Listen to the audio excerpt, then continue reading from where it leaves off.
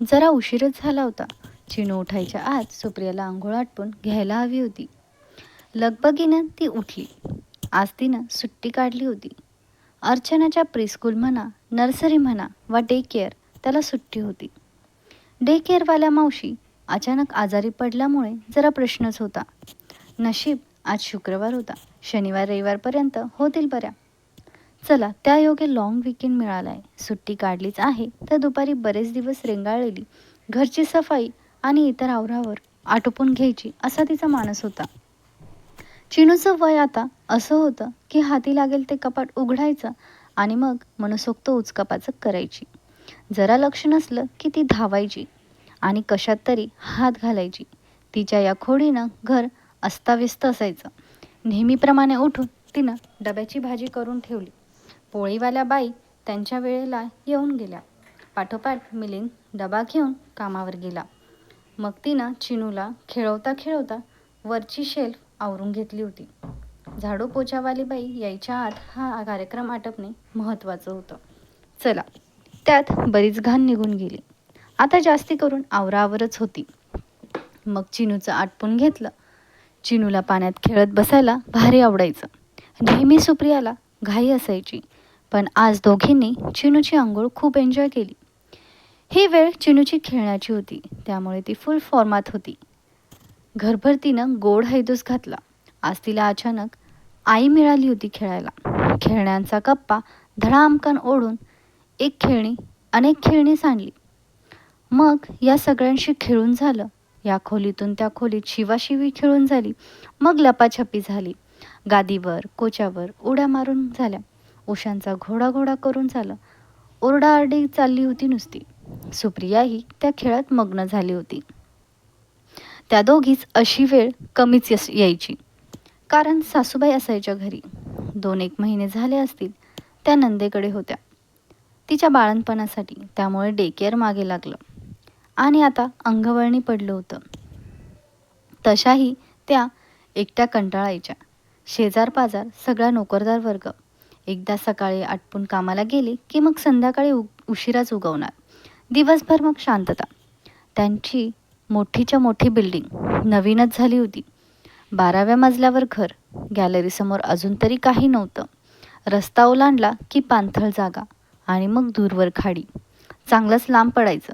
पण या दृश्यासाठी म्हणून तर हे घर घेतलं होतं. खेळून खेळून चिनू थकली. आता थोडी फेकाफेक, रडणं सुरू झालं. तशीही तिची खायची वेळ झाली होती. मग बोबड गाणी गात टीव्हीवर बालगीतांची सीडी लावून सुप्रियानं चिनूला भरवलं. खाता खाता चिनूचे डोळे जड व्हायला लागले. मग तिला गादीवर आडवं केलं. उन्हाळा वाढतोय, एक पातळ चादर पुरावी. पसारा आवरता आवरता तिला नुकतंच घेतलेलं कवितांचं पुस्तक सापडलं. कविवर्यांची या वर्षीच्या साहित्य संमेलनाचे अध्यक्ष म्हणून निवड झाली होती. त्यामुळे त्यांची पुस्तकं आता पुन्हा प्रकाशित झाली होती. चला, चहा घ्यावा. रोज सकाळी ऑफिसात एक चहा व्हायचा. आज या खेळात राहूनच गेलं होतं. मग तिनं चहा बनवला, पंखा सोडला आणि गॅलरीजवळ तिच्या लाडक्या जागी पुस्तकं घेऊन विसावली. सुप्रियाची तंद्री लागली होती. उन्हानं तापलेल्या दलदली आणि खाडीवर एक धुराधुक्याचा थर साचला होता. खाडीपलीकडे दूरवर मुंबईचे टोलेजंग टॉवर त्या धुक्यातूनही डोकं वर काढून बघत होते. गॅलरीच्या लोखंडी जाळीवर कुणा चुकार पक्षाच्या चाहुलीनं तिने डोकं वर काढलं. जरा उशीरच झाला होता. चिनू उठायच्या आत तिला आंघोळ आटपून घ्यायला हवी होती. लगबगीने ती उठली. भराभर उरलेला पसारा आवरून मग ती पटकन बाथरूममध्ये शिरली. इकडे चिनूची चुळबुळ सुरू झाली होती. मिनिटाभरातच तिला जाग आली. आजी, आजी अशा 2-4 हाका तिनं सवयीनं दिला. आज आजी नाहीये, आई आहे याची तिला जाणीव झाली बहुतेक. मग तिनं आई, आई अशी हाक मारली. बादलीत सोडलेल्या पाण्याच्या आवाजात सुप्रियाला ते कदाचित नसेल ऐकू आलं. आई दिसली नाही तशी चिनू गादीवरून उतरली. आता तिला सहजपणे बेडवर चढता आणि उतरता येतं. मग बाथरूममधून येणाऱ्या आवाजावरून ती बाथरूमच्या दरवाजावर थापटू लागली. हा आवाज मात्र सुप्रियाला ऐकू आला.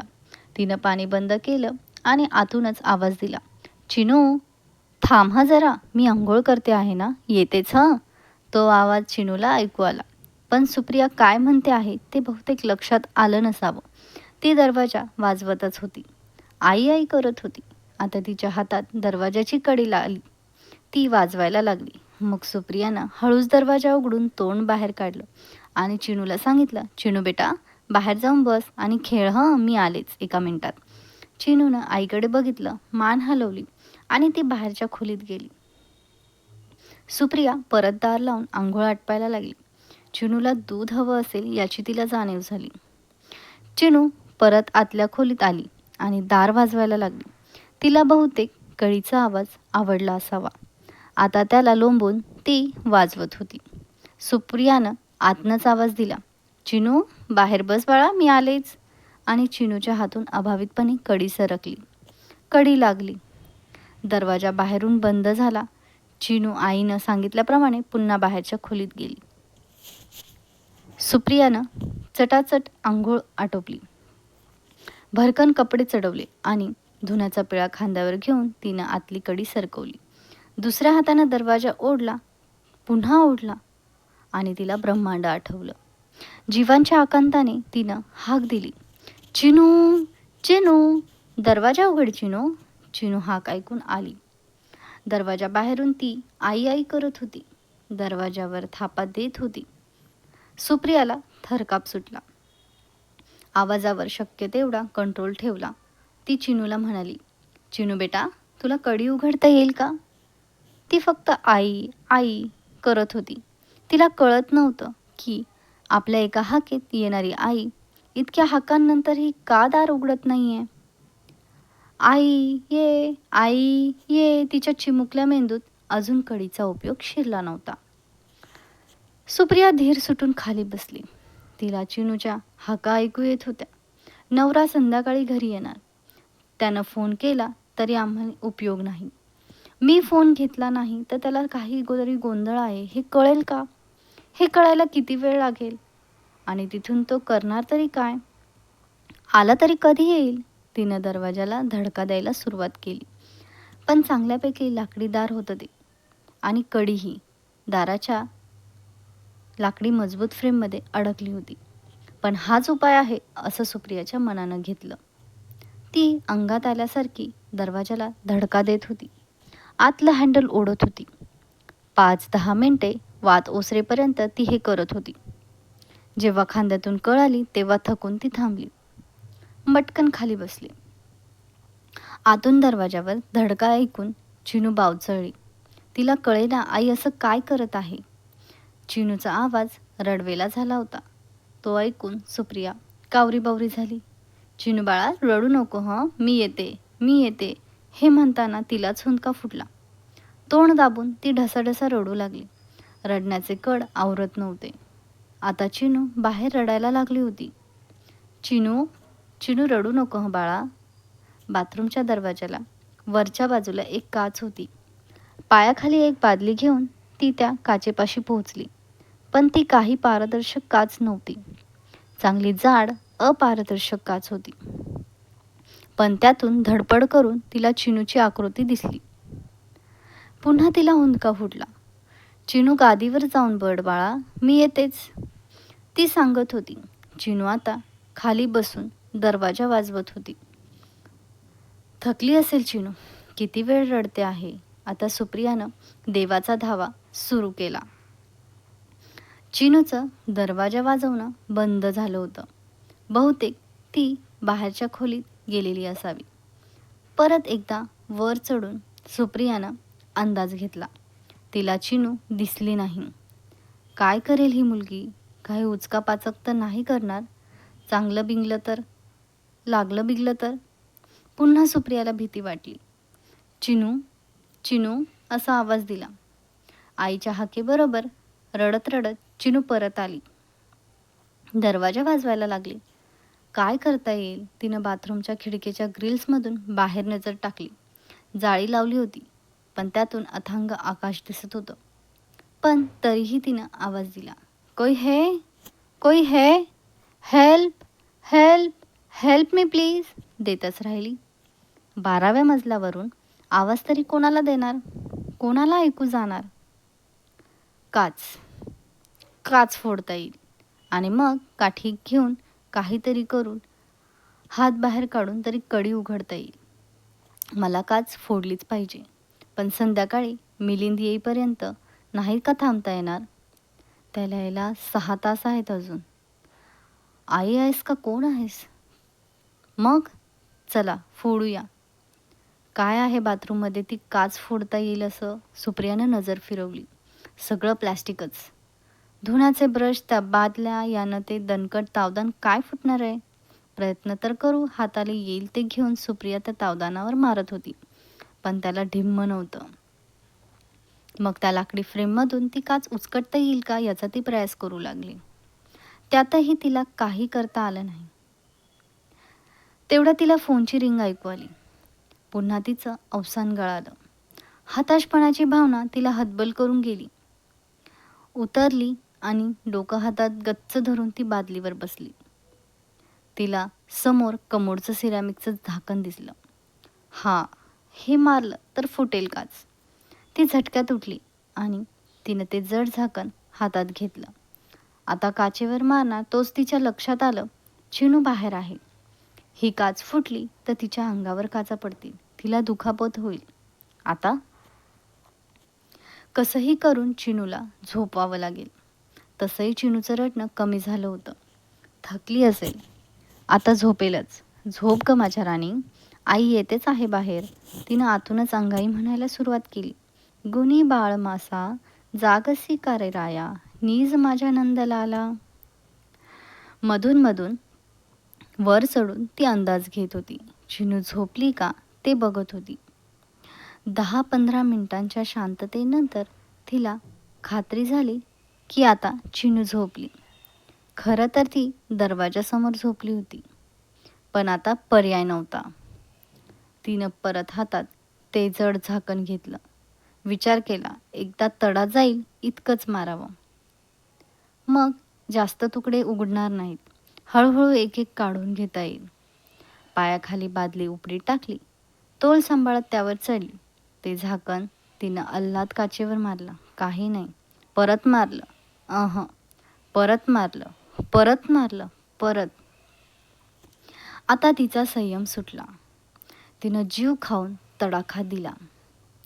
खळखळाळ आवाज करत काच वेडी वाकडी तडकली आणि 1000 तुकडे होत काच फुटली. तिला आनंद होत होता. तोच बाहेरून चिनूचा आकांत ऐकू आला. तिनं चवड्यावर उभं राहून फुटलेल्या काचेतून बाहेर पाहिलं तर काय, चिनूच्याही अंगावर काही तुकडे उडाले होते. तिच्या आसपास काचा पडल्या होत्या. आई ग, तो कोवळा जीव. सुप्रिया कळवळली. चिनू हलू नकोस, चिनू हलू नकोस, चिनू हलू नकोस ग. तिने आक्रोश केला. आज देव तिची परीक्षा पाहत होता. पण तो तिची हाक ऐकतही होता. आईच्या आवाजातला बदल म्हणा, तिच्या चेहऱ्यावरचे भाव म्हणा, काहीतरी कळून चिनू होती तिथेच रडत राहिली. सुप्रिया धोशा लावला होता.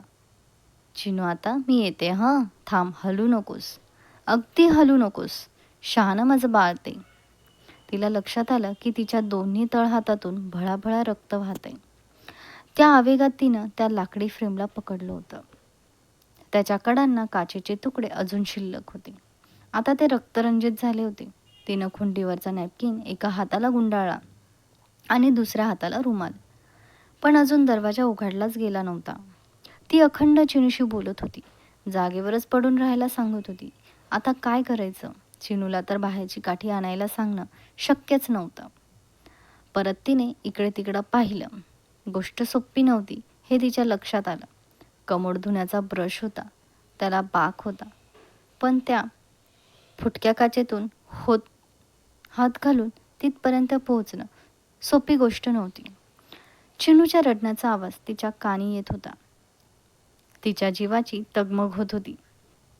परत एकदा फोन वाजू लागला. चिनू कदाचित उठेल फोन घ्यायला या विचारानं तिनं परत वळून त्या फुटक्या खिडकीत तोंड दाखवून चिनूला पडून राहायला सांगितलं. ती शहाण्या बाळासारखी जागच्या जागी मुसमुसत पडून राहिली. शहाणी का माझी पोरती. परत सुप्रियाला कळ आला. आता वेळ घालवून चालणार नव्हतं. हातातून रक्त वाहतच होतं. चिनूला काही लागलंय का कळायला मार्ग नव्हता. हॉस्पिटलला जावं लागणार होतं. पुढचा मागचा विचार न करता सुप्रिया उतरली आणि काचांतून चालत जाऊन ब्रश घेऊन पुन्हा बादलीवर उभी राहिली. हाताला गुंडाळलेला नॅपकिन काढून टाकला. हलकेच वाकून पायातल्या काचा काढण्याचा प्रयत्न केला. मग अंग पुसायचा टॉवेल तिनं उजव्या हाताला गुंडाळून घेतला. तिला त्या खिंडाराभोवतीच्या काचांचा प्रताप कळला होता. आणखी जास्त इजा होणं योग्य नव्हतं. रक्त तसंही खूप जास्त जात होतं. ती अखंड वेळ चिनूशी बोलत होती. बडबड गीत म्हणत होती. चिनूही आता शांत पडून होती. तिनं नीट अंदाज घेतला. काळजीपूर्वक हात बाहेर काढला. ब्रशचा दांडा हाती धरून तिनं कडीपर्यंत पोहोचण्याचा प्रयत्न केला. कोयंडाचा बोल्ट खालती आत गेला होता. पहिल्यांदा त्याला उचकटून वर काढणे हे काम होते. तिथे तो ब्रश धड पोहोचत नव्हता. हात हलवताना सगळ्या बाजूने काचा बोचत होत्या, ओरबाडत होत्या, रक्त काढत होत्या.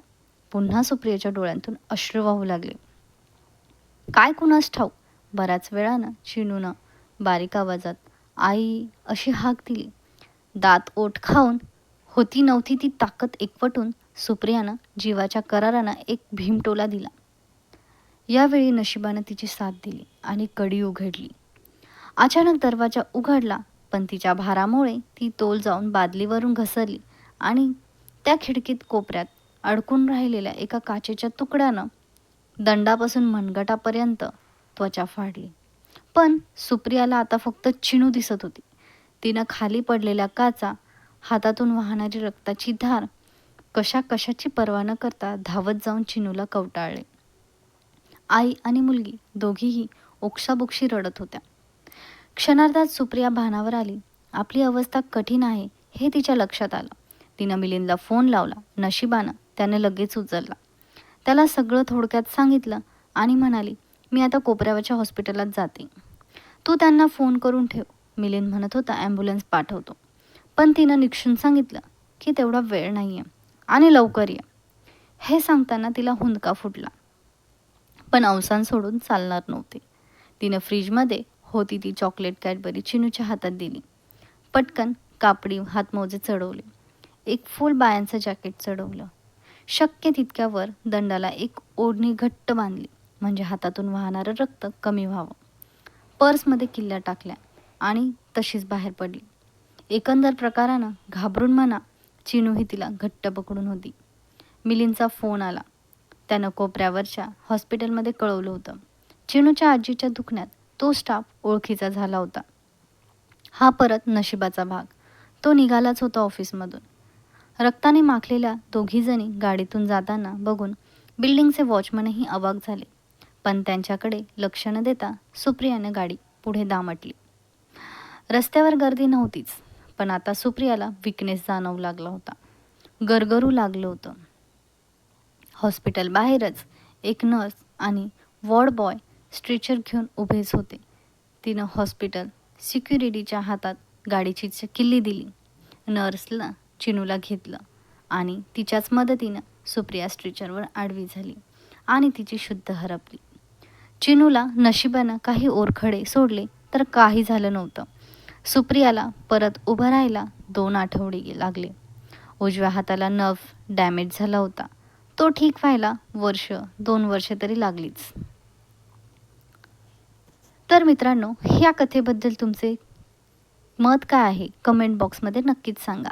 आणि जर तुम्हाला कथा आवडली असेल तर कृपया लाईक करा आणि चॅनलला सबस्क्राईब करा. आम्ही तुमच्यासाठी अशाच नवनवीन कथा घेऊन येऊ. धन्यवाद.